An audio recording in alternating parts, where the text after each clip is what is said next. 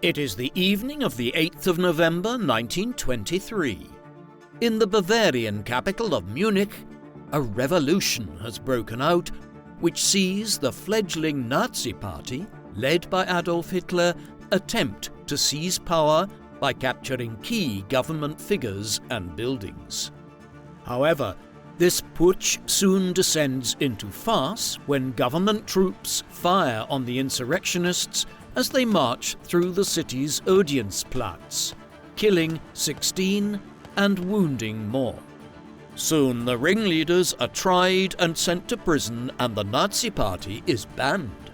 However, this is not an end to Hitler's dreams, as the Führer secretly instructs one of his most trusted lieutenants to form a sleeper organization called the Greater German People's Community, which he will lead until Hitler is freed. In the years ahead, the same man will become one of the Third Reich's top officials, rising to be, along with Hitler, the leading theorist of the National Socialist movement. The man's name? Alfred Rosenberg, chief ideologue of the Nazi Party.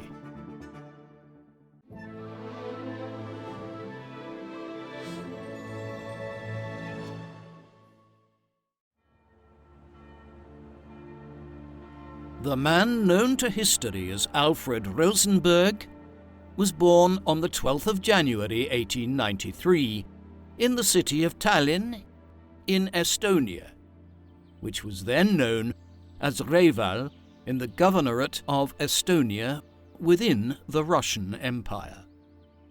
His father was Waldemar Wilhelm Rosenberg, an affluent merchant who managed the business affairs of a German company in Estonia and whose ancestry was primarily Baltic, not Germanic, a point worth bearing in mind when we consider how much of a German ideologue Alfred would subsequently become. He had married Alfred's mother, Elfriede, in 1886. They had two sons, Eugen Waldemar, born in 1887, and Alfred, who arrived 6 years later. Elfriede died in mid-March 1893, just 2 months after giving birth to Alfred. Tuberculosis, a disease which was at its worst across the world between the mid-19th and mid-20th centuries, took her life. The Rosenberg surname, though commonly held by people of Ashkenazic Jewish ancestry in Eastern Europe, is not inherently a Jewish name. It is Germanic in origin and is a toponymic surname meaning Rosy Hill or Rose Mountain. Still, there was some debate during his lifetime as to whether or not Rosenberg did have some Jewish ancestry, while his German heritage was probably quite limited.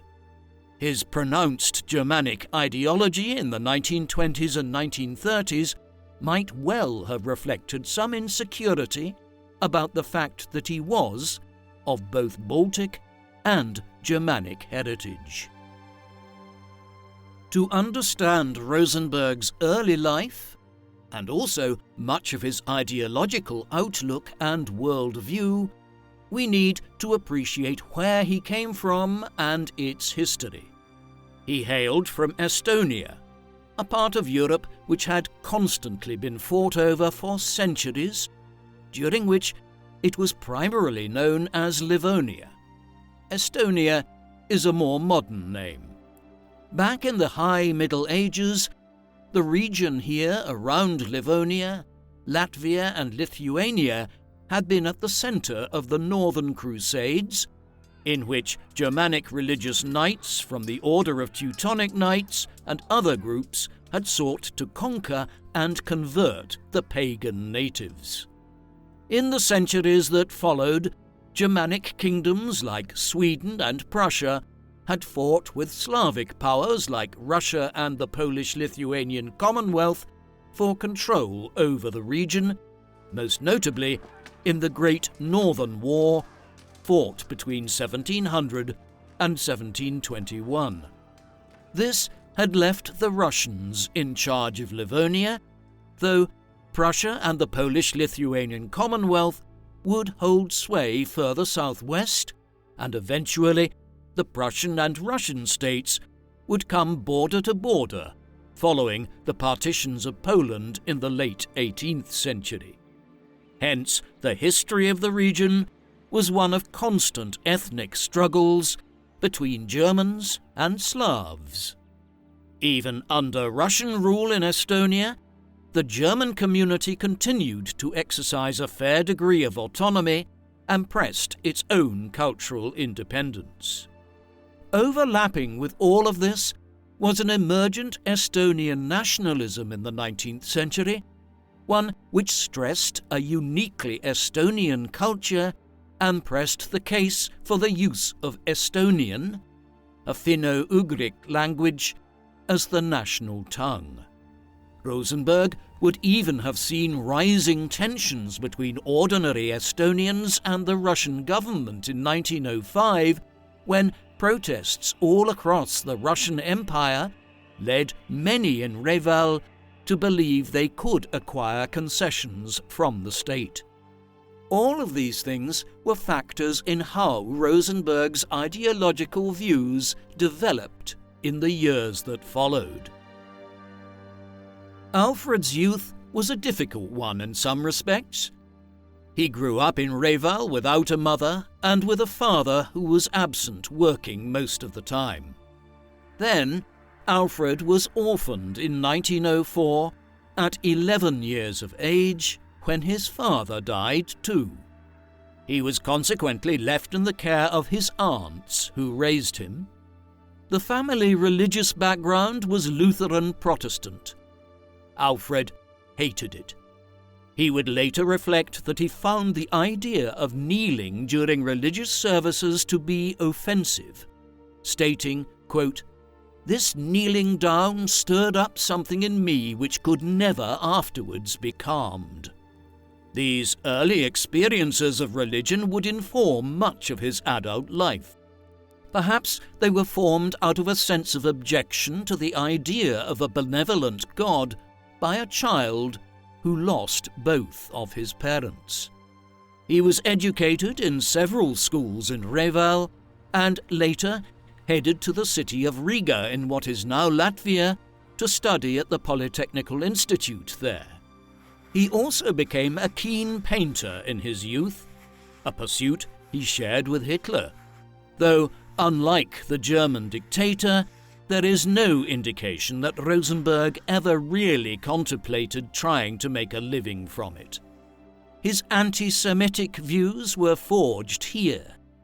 Estonia was, along with Latvia, Belarus, Eastern Poland and Ukraine, the region known in the Russian Empire as the Pale of Settlement, lands in the west of the empire outside of Russia itself, where the empire's large Jewish population was stipulated as having to reside. As a thriving port town, Reval had a substantial Jewish mercantile community. That being said, toleration of the Jewish community was a staple of life in the lands of what had been the Polish-Lithuanian Commonwealth until the 18th century. It was a sign of the developing anti-Semitism of the age that Alfred emerged with a vitriolic hatred of the Jewish people without any discernible reason for it. In the summer of 1914, war came to the Baltic Sea region when the First World War erupted, pitting the German and Russian empires against one another. Rosenberg avoided the fighting. He was studying in Riga at the time, but with the city now on the front lines of the Eastern Front, the school's operations were moved to Moscow. Hence, he spent much of the war in the Russian capital, where he rented a room from a couple in the downtown part of the city. He studied architecture at the time and completed his degree by designing a crematorium, a peculiarly ominous choice given the role he would later play in the Holocaust. By this time, he was also courting his future first wife. He had met Hilda Liesmann, the daughter of a well-to-do businessman, on the train early on in the war while visiting St. Petersburg, the city where his grandparents lived. They married in 1915, and Hilda nearly died in 1917 from tuberculosis, but eventually she pulled through. While Hilda was convalescing by the Black Sea, where Alfred visited her, the Russian Revolution had erupted in St. Petersburg, renamed Petrograd at the time to avoid sounding too German. When Alfred and his wife returned back north, it was to a country that was changing rapidly. The Bolshevik communists soon ceded an immense amount of territory to the Germans, including the Baltic Sea regions, so that peace could be secured and they could concentrate on winning the developing Russian Civil War. German rule in Estonia would only last a very brief period of time. Then, with German defeat in Western Europe, the Estonian War of Independence broke out in November 1918. With its arrival, Rosenberg joined tens of thousands of other Estonians who viewed themselves as being ethnic Germans in packing up their lives and heading for what was left of Germany. In Germany, Alfred headed initially for Berlin, where he had an interview to go and work with a firm of an architect by the name of Peter Behrens. Violence was following Rosenberg at this time, though, and no sooner had he arrived at Berlin, but it was gripped by the Spartacist uprising of German communists in January 1919. This spurred Rosenberg to head on further still, this time to Munich in Bavaria in southern Germany, a city that was in the grip of its own political extremes in 1919, out of which numerous far-right groups would emerge. Hilda had become ill again in 1918, and her parents arranged for her to go and spend time in Switzerland. She would remain estranged from Alfred, and they divorced in 1923. Thus it was that Alfred spent much of 1919 wandering Munich, penniless and alone. He looked for odd work and resorted to soup kitchens during the desperate period in Germany's history when the country was tearing itself apart after the loss in the war, and poverty and political violence shook cities like Munich. Like many young men, Rosenberg was soon drawn to the radical politics of the city in such a chaotic environment. One evening he attended a gathering led by Dietrich Eckart, a poet, journalist, and one of the founders of the German Workers' Party, the precursor to the Nazis. Rosenberg and Eckart soon began meeting regularly to discuss their politics. One thing which they shared in common was a belief that the Jewish people were responsible for the woes which were now betiding Germany. Right before he had left Estonia, Rosenberg had given a speech at the Brotherhood of the Blackheads, a civic association in Reval, in which he had denounced the Jewish people who he saw as having fomented the Russian Revolution. Now, in Munich, months later, when a communist revolt broke out there too, he became convinced that there was indeed a Jewish conspiracy to overthrow the great nations of Europe. Hence, like Hitler, Goering, and many other senior Nazi leaders, Rosenberg's political ideology and paranoid anti-Semitism emerged during the political, social, and economic chaos that followed the end of the First World War. In Germany, Rosenberg also soon became involved with the Aufbauvereinigung, meaning Economic Reconstruction Organization. This group was founded in Munich in the aftermath of the war in response to developments in Eastern Europe.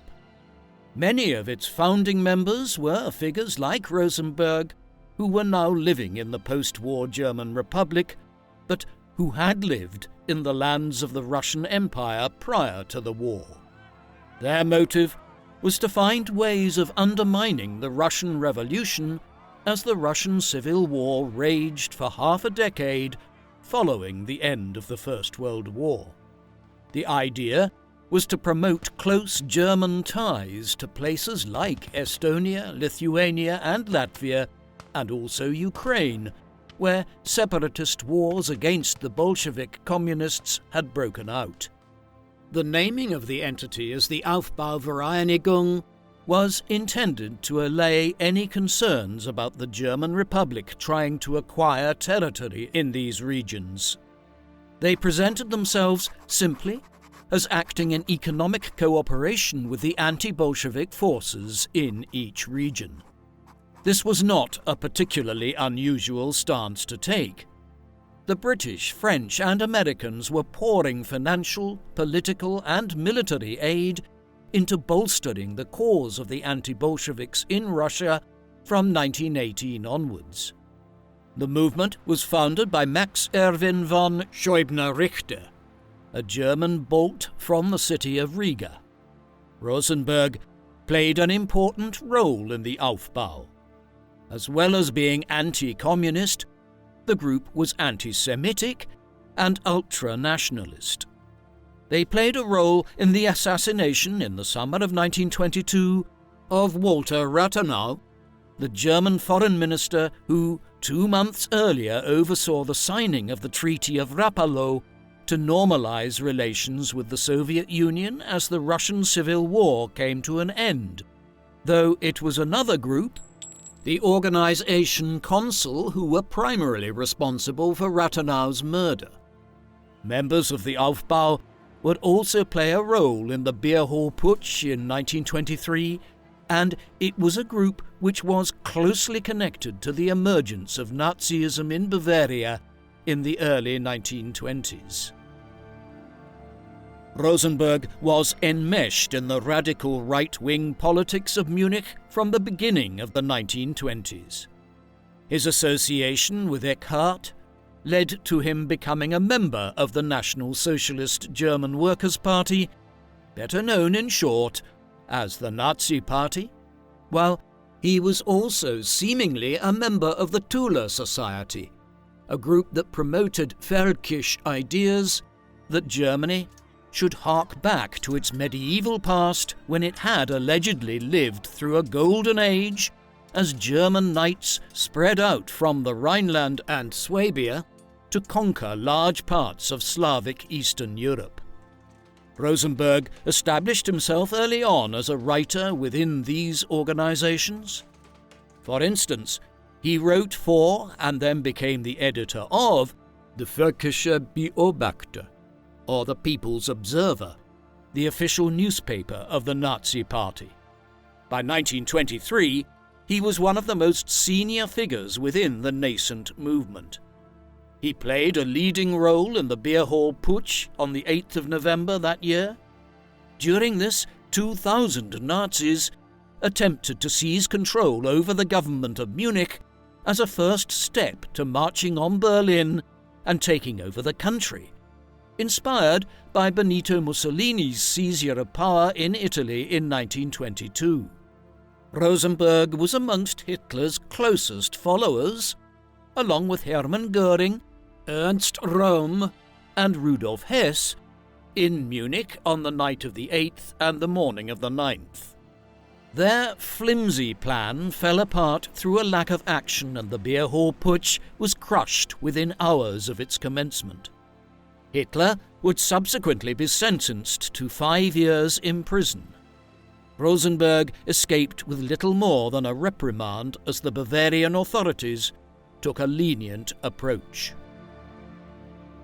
In the aftermath of the Beer Hall Putsch, the Nazi Party was proscribed by the Bavarian regional government. Hitler was determined that it would continue, even as he was in prison, and he instructed Rosenberg and others to continue their activities under a variety of different guises.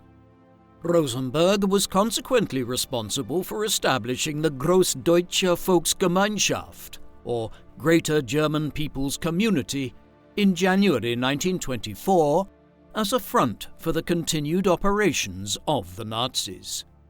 As head of this organization, Rosenberg was effectively in charge of the Nazis for a time in 1924, while Hitler was serving what eventually ended up being slightly less than 1 year in prison. When he was released, he quickly convinced the Bavarian government to allow the Nazi Party to re-establish itself in the spring of 1925. Henceforth, they would focus on playing the democratic political system and trying to build popular support for their movement. Rosenberg became a major mouthpiece for their views in the process. During the 1920s, he published numerous books, many of which were little more than anti-Semitic diatribes. One, for instance, bore the title Immorality in the Talmud. Another was entitled The Protocols of the Elders of Zion and the Jewish World Politics. Elsewhere, Rosenberg wrote about history, race, religion, and various other subjects, establishing himself in the process as a kind of pseudo-intellectual of the Nazi movement. Over time, he became known as Dr. Rosenberg in Nazi circles. He also married for a second time during this period, this time to Hedwig Kramer. They would have 2 children, a boy who died in infancy and a daughter named Irena. As part of his publishing activity, Rosenberg was a key member of the Nordische Gesellschaft, or Nordic Society. This group was founded in 1921 and would survive for most of the Nazi era. It emerged out of pre-existing links between the northern port city of Lübeck and the Nordic nations of Scandinavia, and looked back to the era of the medieval Hanseatic League of German city-states and the trading empire they had formed around the Baltic and North Seas. Rosenberg played a leading role in it over a period of more than 2 decades. At its most basic, the Nordic Society was a publishing house for the proliferation of books and pamphlets on the notion of the Germanic people as the master race of Europe. It also held a series of cultural events. In September 1921, for instance, it staged what was termed Nordic Week in Lübeck, cultural events designed to highlight the links between northern Germany and places like Denmark, Sweden, and the Baltic states going back centuries. In 1928, Rosenberg contributed to the Icelandic art exhibition, which made connections between Germany and the Norse conquests of the Viking era, which had included the first settlement of Iceland. Baltic Sea Year followed in 1931. In all of this, the Nordische Gesellschaft was attempting to promote a form of German cultural imperialism in lieu of Germany's otherwise weak political position in interwar Europe. It was one of several groups within Germany at the time that focused on promoting pseudo-scientific theories about a Nordic and Aryan master race. The Nordische Gesellschaft was adopted as a Nazi organization in the 1930s and continued to play a role in promoting the idea of the superiority of the Nordic races through the Nazi era, with Rosenberg at the center of its activities. In 1930, Rosenberg published what many perceive to be his most influential book. This was Der Mythos des 20. Jahrhunderts, the myth of the 20th century. This was a work of pseudoscience and racial classification based on the spurious idea of a supposedly perfect Aryan race. According to Nazi racial classification, the Aryans were a people who had migrated across Eurasia from the Asian steppe millennia ago to conquer large parts of Asia and Europe. The Germanic and Nordic people were deemed to be the foremost of these Aryans. Rosenberg's theory was that many similar Indo-European people were corrupted over the centuries through intermarriage with the Semitic people who had long inhabited parts of West Asia around what we now term the Middle East. This was all a precursor to arguing that the Jewish people had corrupted the greatness of the Indo-Europeans and that the Aryans, for which any reader could simply substitute the Germanic people, were the ones who had remained aloof from this corruption. Rosenberg then descended into a smorgasbord of highly unusual claims. For instance, he tried to appropriate various types of cultural achievement for the Aryans, even where it did not fit within his theory. For instance, the ancient Egyptians were classed as a kind of Aryan for the simple reason that Rosenberg seemed to like the idea that the Aryans were responsible for building the pyramids. Jesus was, according to Rosenberg, half Germanic, a theory which made no sense, while more recent events in Europe's history were also interpreted through a racial lens. The French wars of religion, for instance, fought over much of the second half of the 16th century, were presented as part of an effort to expunge the Aryan influence from French society. The book's title was grounded on the idea that Rosenberg was presenting a new mythos, or mythical story, from which Aryan greatness would allegedly re-emerge. Rosenberg's book was clothed in a veil of scholarly depth. He drew from the work of a large number of other writers, notably Houston Stewart Chamberlain, whose book The Foundations of the 19th Century, published in 1899, Rosenberg was writing in direct response to, as he tried to make clear with his choice of title one which suggested his work was a kind of sequel or update. Yet, just because Rosenberg was citing others and drawing on established themes did not make his theories any more valid. Chamberlain, for instance, was himself a British proponent of ethno-nationalism, scientific racism, and the use of pseudoscience to justify the rising tide of anti-Semitism in Europe at the end of the 19th century. Chamberlain had spent much of his adult life living in Germany and was an influence on the wider Völkisch movement of which Nazism was a direct outcome. Elsewhere, Rosenberg simply plucked theories out of thin air. Moreover, while there is no denying that there were successive waves of Indo-European migration from the Asian steppe into Europe, from Neolithic times right down to the medieval era, there is little to suggest that there was a distinguishable Aryan race to speak of. Furthermore, Rosenberg's theories directly conflicted with other elements of Nazi ideology.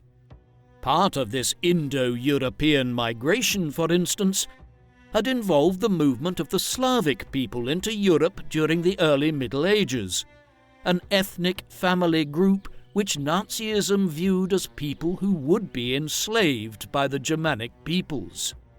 Nevertheless, despite its inconsistencies and fantastical notions, Rosenberg's book would catch the mood of a Germany adopting fascism in the 1930s. It went on to become a bestseller. The myth of the 20th century, like Rosenberg's other books, possibly would have been consigned to the scrap heap of history becoming nothing more than a curious oddity on an occasional library shelf, had it not been for events which were unfolding even as he was writing it at the very end of the 1920s. When the beer hall putsch had been attempted in Munich in November 1923, it had come at the very end of the crisis period that stalked Germany for half a decade after the end of the First World War. It was a crisis which had shaped the ideology of people like Rosenberg, but it was increasingly out of tune with what followed from 1924 onwards. A half a decade of almost unprecedented prosperity then followed, but as often happens in the modern era, the economy then completely overheated and imploded overnight. Events known as the Wall Street crash of 1929 and the Great Depression that followed.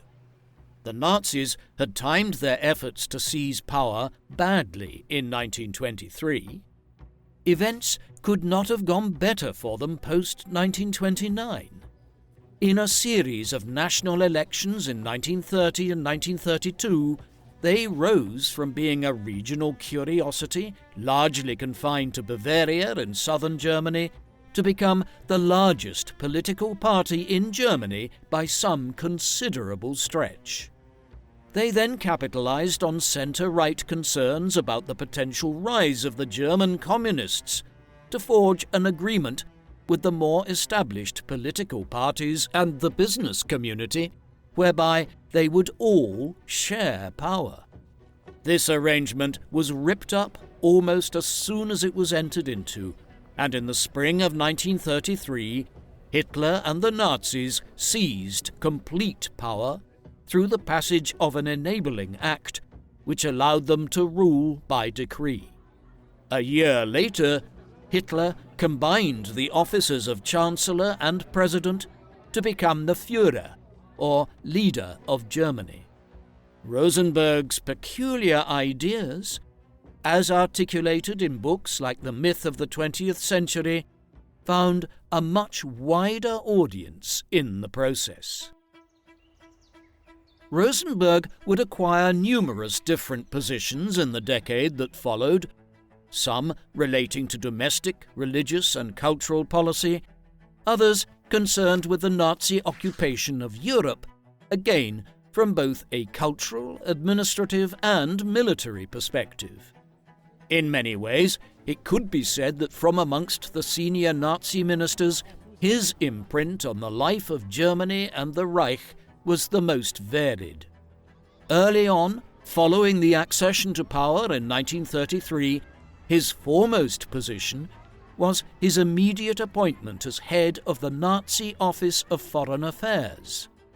This was different to the more traditional Foreign Office, which was successively headed by Konstantin von Neurath and Joachim von Ribbentrop as foreign ministers of Germany. Instead, the Office of Foreign Affairs was responsible for cultivating relations with nations which could be viewed as culturally akin to Germany. Rosenberg was a natural fit for this. His work with the Aufbauvereinigung and the Nordische Gesellschaft in the 1920s had sought to cultivate connections with Nordic and Germanic nations in Northern and Eastern Europe, while he had written a book in 1927 entitled The Future Course of German Foreign Policy. The Office of Foreign Affairs operated from 1933 out of the Hotel Adlon in central Berlin. From here, Rosenberg entertained foreign dignitaries visiting the capital, while he also undertook missions to other European capitals. On occasion, these were productive. For instance, the Nazis did manage to grow their links to Nordic groups like National Samling in Norway, the right-wing group that would later collaborate with the Nazi occupation of their country, but Rosenberg's approach was often ineffective. Many of those who came into contact with the Office of Foreign Affairs found his discourse on issues of race and blood hard to square with their own more practical diplomacy. The office largely became defunct from the late 1930s onwards, as the Nazis switched from trying to cultivate allies in other countries to simply conquering them through brute force. If the Office of Foreign Affairs met with limited success, it was because Rosenberg's primary interests lay elsewhere. As soon as the Nazis seized power in Germany, he began overseeing what is known as the Kirchenkampf, the church struggle or war against the church. Germany was an overwhelmingly Christian nation in the 1930s, but the Nazis were determined to wage a war against the established churches. Many of the leading historians of the Third Reich have portrayed Nazism as effectively being a nationalist and ethnic religion, one in which Hitler was granted a messianic status by its adherents. Belief in the kind of pseudo-scientific racial viewpoints that Rosenberg was such a mouthpiece for became core elements of the belief system. It was unsurprising, then, that Rosenberg became a figure who was charged with waging war against other rival religions in the 1930s. There were several churches involved. Although Roman Catholics only accounted for about 1/3 of German Christians, it was a powerful and centralized church that became the foremost target of the Kirchenkampf. 2/3 of Germans were Protestants, but there were numerous different denominations, including Lutherans, Calvinists, and Moravians. Rosenberg's Kirchenkampf drew on the memory of the Kulturkampf, fought half a century earlier to try and separate church and state in Germany, particularly in the realm of education. Through it, Hitler and Rosenberg sought to undermine the strength of the Christian churches. He made his views crystal clear in a speech delivered in 1938, in which he stated that the Catholic Church and also the confessional church, in their present form, must disappear from the life of our people, is my full conviction. The Kirchenkampf proceeded in distinct phases from 1933 onwards. Hitler was cognizant that a complete undermining of the established Christian churches would not be possible, whatever Rosenberg's desires might have been. Instead, the idea was to gradually weaken their influence. Early efforts focused on the Roman Catholic Church in Germany and breaking up its political power. The antagonism between Rosenberg and the Catholic Church was evident when, in 1934, the Vatican proposed placing the myth of the 20th century on the index of books prohibited by the Church. This was during a period when Hitler was conscious of keeping the established churches on side with his reforms as the Nazis cemented their control over Germany. Thus, the Reichskonkordat was signed between the future Pope Pius XII and the German government in 1933, which protected certain of the privileges of the Roman Catholic Church in Germany in return for reducing its political influence. As the 1930s went on, though, the confrontation between the Roman Catholic Church and the Protestant congregations with the state became greater. Hence we find a papal encyclical entitled Mit brennender Sorge, meaning with deep anxiety, issued by Pope Pius XI in 1937. It condemned Nazi transgressions on the rights of the Church in Germany and directly criticized the kind of neo-paganism promoted by Rosenberg and others within the Nazi leadership. Unusually, it was translated into German from the original Latin it was written in and smuggled into the country in order to be disseminated among German Catholics. In it, Hitler is referred to as a Wahnprophet, meaning mad prophet, a sign of how hostile relations between Nazism and the Christian churches had become by the late 1930s. Rosenberg was one of the chief cheerleaders of this effort to undermine the Roman Catholic Church and the Protestant congregations. It was not simply that Rosenberg was attempting to undermine the established Christian churches in the 1930s. He was also one of the central figures in the promotion of a form of neo-paganism which melded elements of German folk culture with Nazism. In this, he had allies amongst other senior Nazi figures, like the head of the SS, Heinrich Himmler, who incorporated many elements of this neo-paganism into the law of the paramilitary group. Rosenberg's alternative neo-pagan Nazi religion was an assortment of esoteric ideas, some of which were based on only a vague understanding of different historical processes, and some of which were combined to form an often bizarre belief system. For instance, he incorporated elements of Catharism into his system. This was a heretical branch of Christianity which had developed in the French Pyrenees in the 12th century, adherents of which believed that there were two gods in the world, a kind God and a malevolent God, while their view of human nature and the soul was also different to Christian dogma. Other elements of this neo-paganism stressed the belief in gods such as Thor and Odin amongst the Germanic and Nordic people of Europe in pre-Christian times. It is difficult to find a fully coherent system in Rosenberg's writings.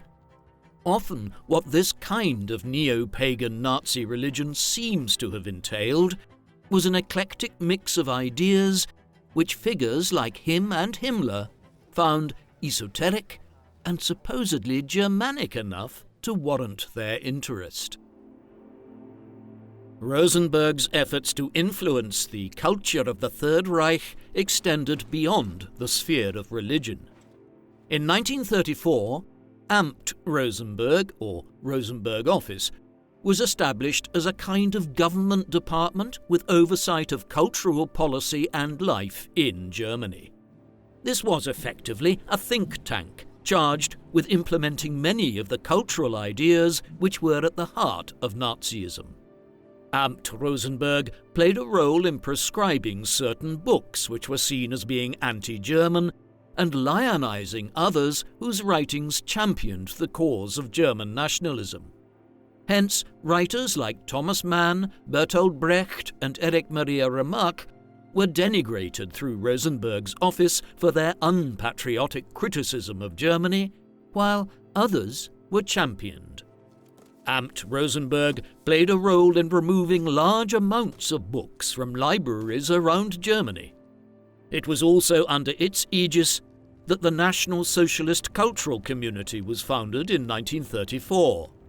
This grew out of the earlier Militant League for German Culture. There were hundreds of chapters by the end of the 1930s and tens of thousands of members of what was, essentially, a highly ideological and militant book club. Amt Rosenberg had tentacles that spread out everywhere. It played a role in Nazi groups such as the Strength Through Joy movement, a sort of sport and recreational group that was created for German workers to encourage athleticism and wholesome recreation under the Nazi umbrella. In essence, from Amt Rosenberg's offices off Potsdamer Platz in central Berlin, Rosenberg was given license to interfere in all aspects of the cultural life of Germany in line with his particular notions about German culture and identity. In 1937, Rosenberg became the inaugural recipient of a new national prize dreamed up by the Nazi regime. The German National Prize for Art and Science was conceived as an alternative to the Nobel Prize Awards. The 1935 Nobel Prize had been awarded to Karl von Ossietzky, a German journalist and a committed pacifist who had spent much of the period from 1933 onwards publishing revelations about the Nazis' clandestine efforts to rearm Germany in violation of the terms of the Treaty of Versailles. For his efforts, Ossietzky had spent much of the mid-1930s in various German prisons, leading to deterioration in his health and his death from tuberculosis in 1938. The Nobel Award to him infuriated Hitler, and so he decided to ban German citizens from engaging with the Nobel Academy, instead establishing the German National Prize as an alternative. The program would only run for 2 years, in 1937 and 1938. Rosenberg was one of 5 recipients in 1937, others including the Antarctic explorer Wilhelm Felschner and the surgeon August Bier. Rosenberg was awarded the prize for his work in promoting Nazi ideas around race and eugenics, with Hitler noting in particular the myth of the 20th century amongst his published work as a reason for the award. It came with an award of 100,000 Reichsmarks, which greatly increased Rosenberg's personal wealth. At the award ceremony in Nuremberg, Rosenberg was delighted that Joseph Goebbels, the Nazi propaganda minister and a bitter rival of his, was chosen to give out the awards. Goebbels read the following as Rosenberg was honored. In his works, Alfred Rosenberg has distinguished himself because he fought untiringly to maintain the purity of the National Socialist worldview. Only future generations will be able to assess accurately just how deeply this man influenced the spiritual shape and worldview of the National Socialist state. The National Socialist movement, and with it all the German people, rejoice with deep satisfaction that the Führer awarded this prize to one of his oldest and closest comrades. Rosenberg's involvement in the Foreign Office and his other responsibilities meant that he played a role in the march towards war in Europe from 1933 onwards, after the Nazis seized power. Hitler and his closest allies had entered government with the unequivocal intention of initiating a new pan-European war before long to right what they perceived as the humiliation of the Treaty of Versailles that had been imposed on Germany at the end of the First World War, while also undertaking a vast expansion of the German state, particularly in Eastern Europe. For several years, this simply involved remilitarizing Germany in ways which gradually violated the terms of the Versailles Agreement. Things escalated early in 1938 when Hitler began applying pressure on the Austrian government to engage in the Anschluss, the union with Germany to create a Greater Germany.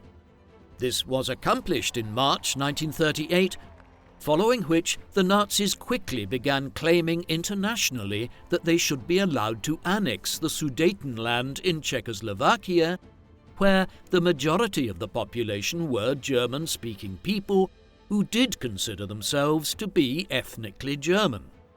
At the infamous Munich Conference in September 1938, the leaders of Britain and France allowed the Nazis to occupy the Sudetenland in return for a promise that the rest of Czechoslovakia would be left alone. Hitler promptly broke that promise and annexed the rest of the country in March 1939, the same month that the Nazis began advancing towards Rosenberg's native Estonia, where they seized the city of Memel in Lithuania. Finally, when the Germans invaded Poland at the beginning of September 1939, Britain and France declared war in response, triggering the outbreak of the Second World War. Throughout, Rosenberg played a role in these affairs.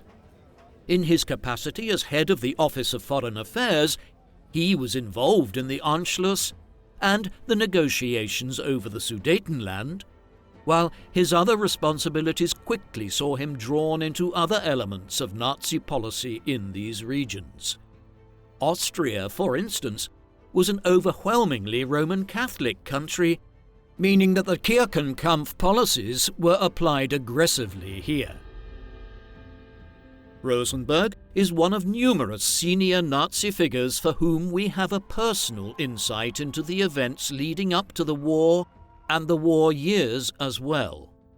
In 2013, a diary which Rosenberg kept for much of the wartime period was recovered by the United States Holocaust Museum after being lost for years. The diary had been misplaced by Robert Kempner, a German lawyer who had worked as part of the prosecution at the Nuremberg Trials after the war, at which Rosenberg was a key defendant. Afterwards, Kempner removed the diary along with many other papers concerning Rosenberg's trial from the records and continued to hold them in his possession until his death in 1993, though historians of Nazi Germany were aware that there was such a diary somewhere, as extracts from it had been published in 1956. 20 years after Kempner's death, it was finally tracked down. An edited version of the diary, one which surveys Rosenberg's life and career in tandem, has since been published. It reads like a virtual who's who of the Third Reich, with Hitler, senior Nazi ministers and a wide range of figures from the German armed forces and the SS paramilitary group that ran the concentration camps appearing throughout. It gives a detailed insight into Rosenberg's career and his views, while also providing an additional first-hand account by a senior Nazi, one that supplements the diaries of figures like Joseph Goebbels, the propaganda minister, and Heinrich Himmler, the head of the SS, and the figure who effectively ran the death camps during the war. Rosenberg would become one of the most significant figures within the Nazi occupation of Europe. As we will see, he was one of the senior-most officials in Eastern Europe from 1941 onwards. Before this, and throughout almost the entirety of the conflict, his presence was felt across Europe as head of the Reichsleiter Rosenberg task force. This was a program set up under his leadership to systematically pillage Europe of its cultural heritage.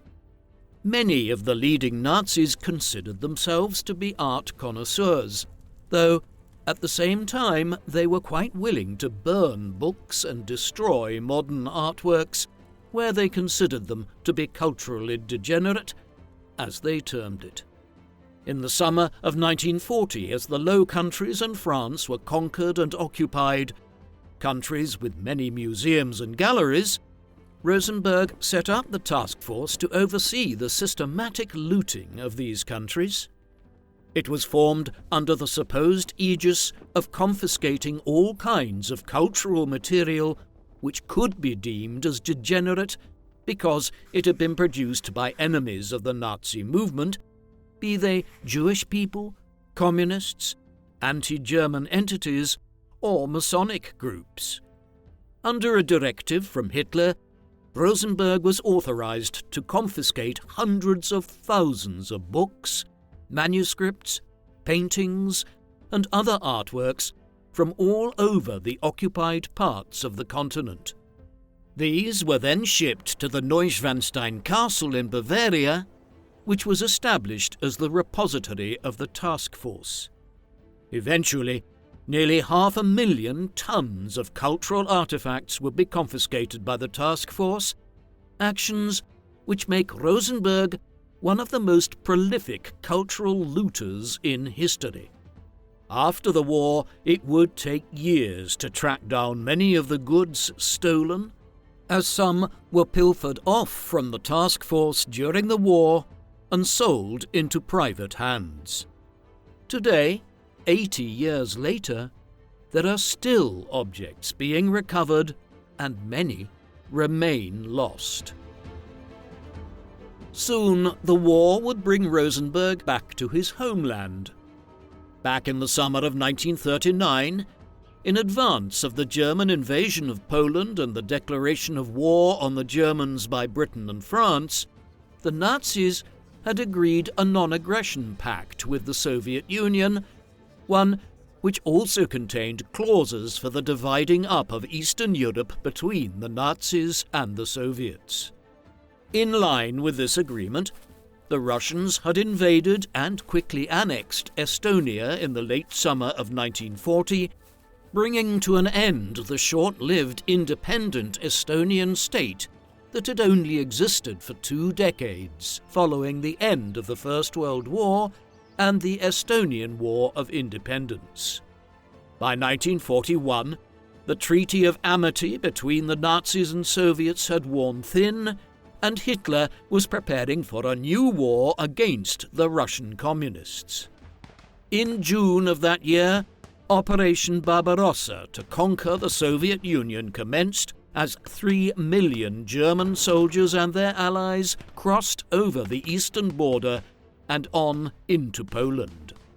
Minsk in Belarus fell later that summer, while Tallinn was surrounded by German forces and captured after a managed withdrawal by the Soviets in August. By the late autumn, Germany was in control of much of Eastern Europe. It was in this context that Hitler bestowed a new title on Rosenberg, appointing him as head of the Reich Ministry for the occupied Eastern territories. The post was evidently bestowed on Rosenberg owing to his close ties to Hitler and his familiarity with the Baltic States region, where he had spent his youth. Thus, more than 20 years after his flight from Reval at the end of the First World War, Rosenberg would return to Estonia as a leader of the occupation government there. Rosenberg was now in charge of the governance of a large part of Eastern Europe, the region where the Nazis intended to create abundant Lebensraum, or living space, for the German people and turn the Slavic Russians, Ukrainians, and other groups here into latter-day serfs, working their fields as an underclass. Rosenberg's writing over the past 2 decades had certainly contributed to the Nazi belief that the people of Eastern Europe could be treated in this way, albeit ideologically he was always more opposed to the Jewish people and communists of any hue than Slavs specifically, perhaps on account of his own background as a Baltic German from Estonia. He was one of many senior Nazi ministers who had concerted ideas about how this Lebensraum could be transformed.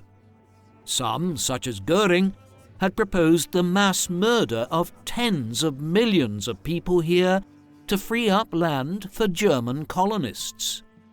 Others suggested the establishment of an AA line running from Astrakhan on the Caspian Sea to Arkhangelsk on the White Sea, east of which many Slavs would be deported. Rosenberg's proposals were less extreme. He proposed the establishment of 4 imperial jurisdictions, or Reichskommissariats. One of these was Ostland, or Eastland, which would encompass Estonia, Latvia, part of Lithuania, and some of northern Belarus.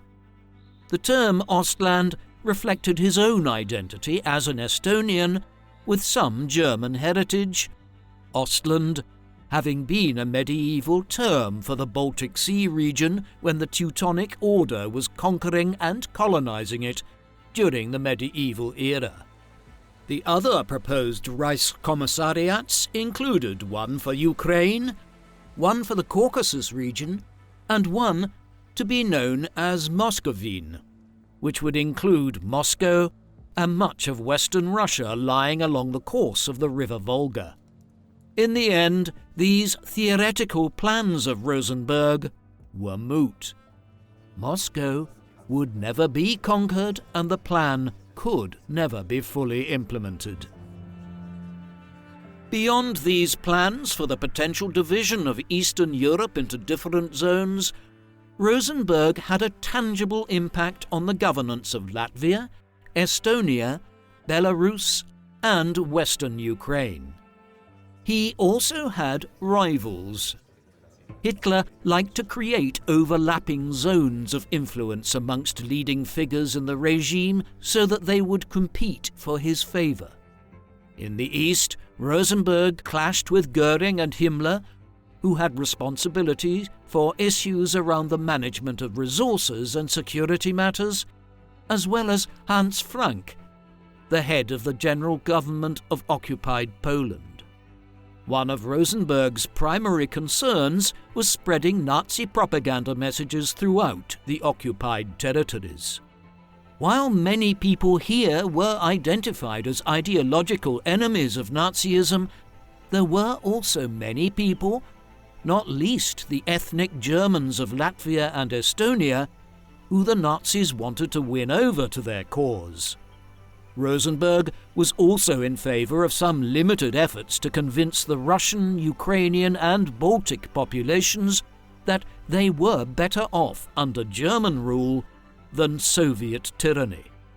However, his primary concern became efforts to dismantle the Soviet system of collective agriculture. This was organised around kolkhoz, or collective farms. To this end, in February 1942, he had an agrarian law passed to begin the breaking up of the kolkhoz and to redistribute lands back into private ownership. It was a peculiar obsession during a wartime environment, and most of those who were familiar with the policy approach perceived it as a strange obsession of Rosenberg's.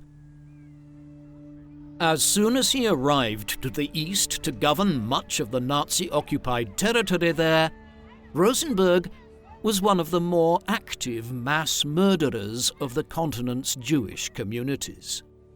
As early as the winter of 1941, Estonia was declared by Rosenberg to be empty of any Jewish people after the Einsatzgruppen death squads had murdered the few thousand Jewish people who did not flee from the region before the Germans arrived. From amongst the leading Nazi ministers and officials, Rosenberg offered one of the most unequivocal statements about his support for the Holocaust ever uttered.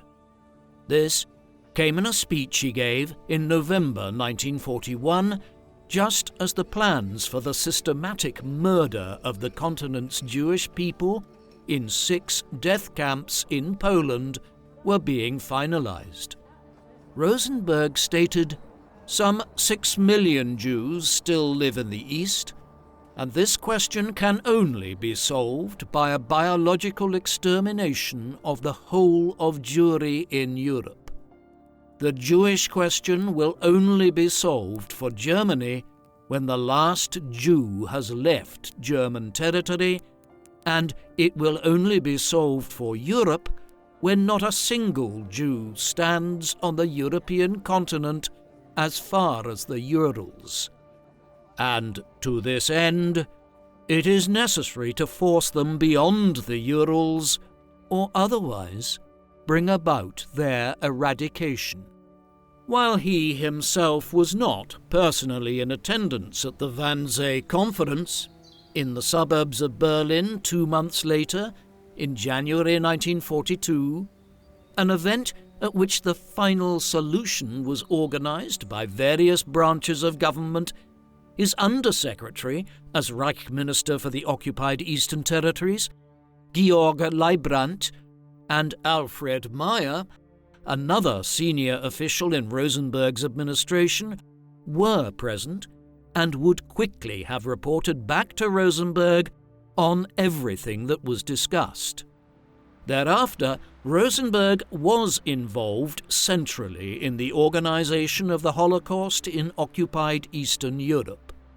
He had particular jurisdiction over the final solution in Latvia, where an estimated 70,000 of the pre-war Jewish population of 93,000 people were killed. It was also no coincidence that Rosenberg visited the Jewish ghetto in the town of Rione in Ukraine in the summer of 1942, which, just weeks later, was liquidated, with the thousands of Jewish detainees there sent to the death camps. One of the reasons why Rosenberg is not often mentioned when it comes to those who were most responsible for the Holocaust, and why his role in the Nazi regime as a whole is regularly understated, is that his influence waned over time. He reached the peak of his power in the second half of 1941. At that time, he was Reich Minister for the occupied Eastern Territories, was still in charge of the systematic looting of Europe, and was one of the chief racial and cultural ideologues of the Third Reich. Thereafter, his influence declined. There were numerous reasons for this. His dogged pursuit of the breaking up of the Soviet collective farms and reform of agrarian policy created administrative problems. These issues were then exploited by his rivals. More importantly, he simply fell out of favour as Hitler lashed out at anyone he perceived as being responsible for the military reverses which Germany began to suffer from 1942 onwards. After the Nazis failed to defeat the Soviets in the winter of 1941, and the United States entered the war that December, the tide of the conflict shifted dramatically. By early 1943, after the titanic struggle at the Battle of Stalingrad ended in Soviet victory, the Russians went on the offensive and would continue moving westwards until they reached Berlin in 1945.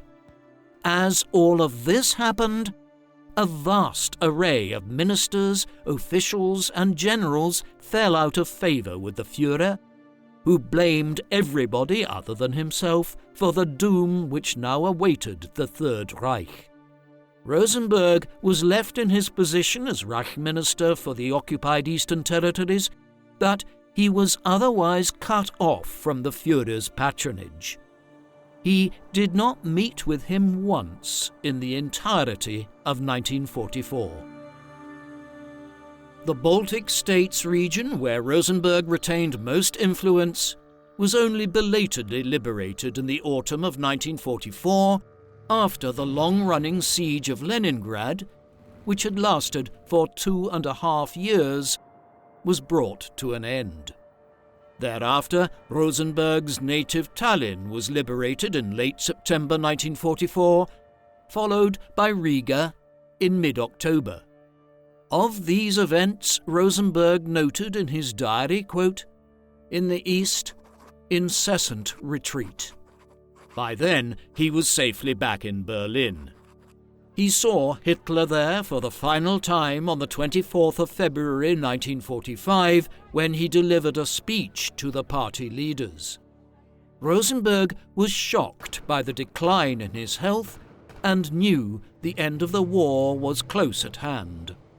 As the weeks dragged on and the Russian air assaults on Berlin became more destructive, he stockpiled some cyanide pills, unwilling to be taken alive by the Soviets. Rosenberg, with his wife Hedwig and daughter Irena, was one of the first senior Nazi figures to flee from Berlin for the German-Danish border, arriving at the town of Flensburg there by the 22nd of April 1945. Just over a week later, he learned that Hitler had taken his own life in Berlin. Then there was a deluge of Nazi ministers and generals to Flensburg as the new German president, the naval admiral Karl Dönitz, began organizing a temporary government here to surrender to the Allies. Rosenberg was officially relieved of his position as Reich Minister of the occupied Eastern Territories on the 6th of May, 2 days before the surrender. On the 19th of May, he was taken into British custody and was flown to Bad Mondorf in Luxembourg to await trial.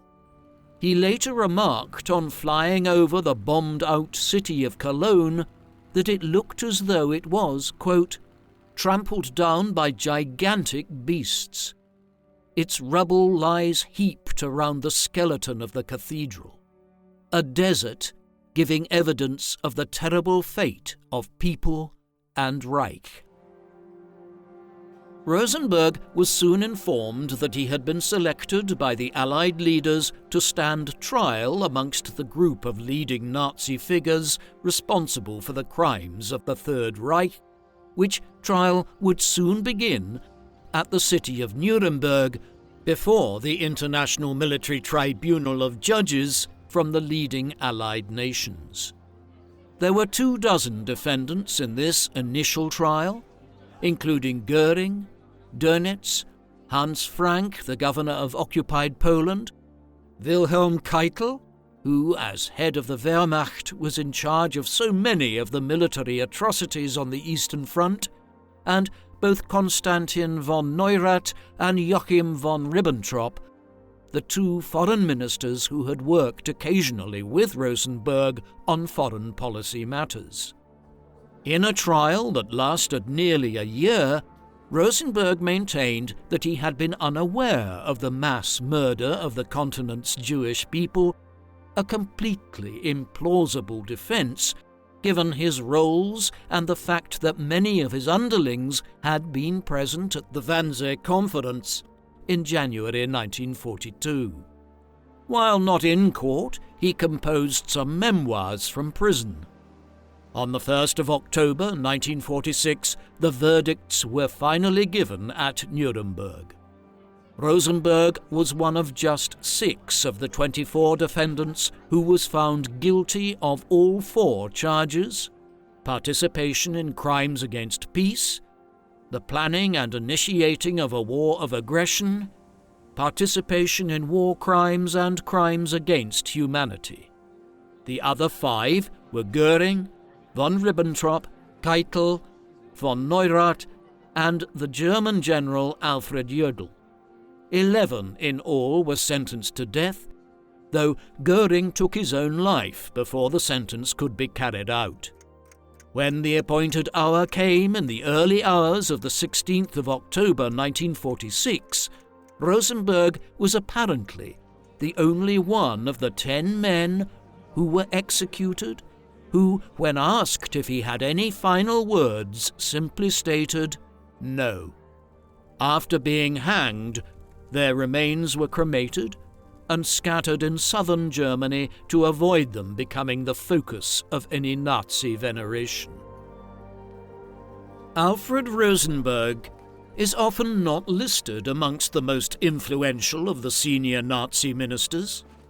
While most people with even a passing familiarity with the Third Reich and the crimes of the Nazis know who Joseph Goebbels, Heinrich Himmler, or Hermann Göring were, fewer will be aware of Rosenberg.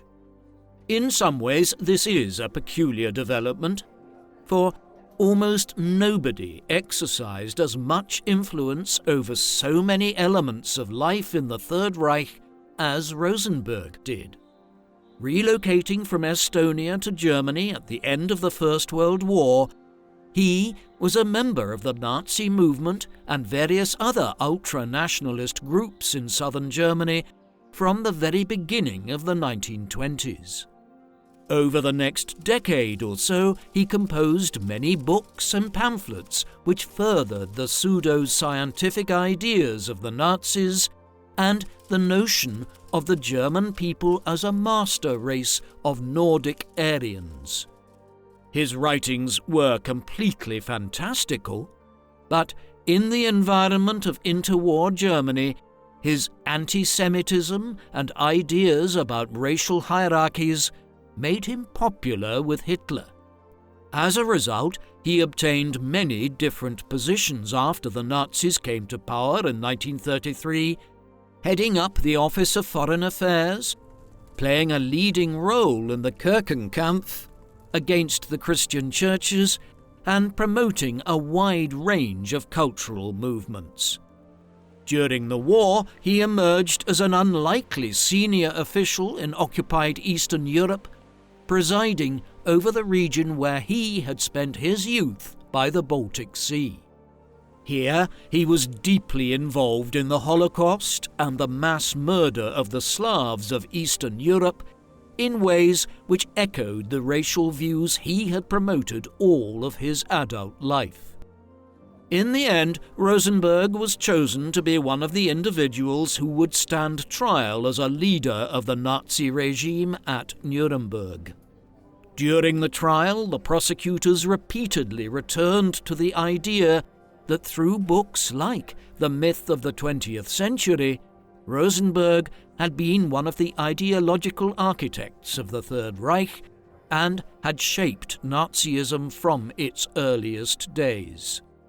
There was little doubt that he would be found guilty, and in 1946 he was executed for his many crimes as one of the leaders of the Third Reich. He was every bit as senior a figure of the regime as many Nazi leaders who are more well known today. What do you think of Alfred Rosenberg? Was he one of the architects of the extreme racial ideology of the Nazis, or has his influence been overstated because of his own efforts to promote himself? Please, let us know in the comment section. And in the meantime, thank you very much for watching.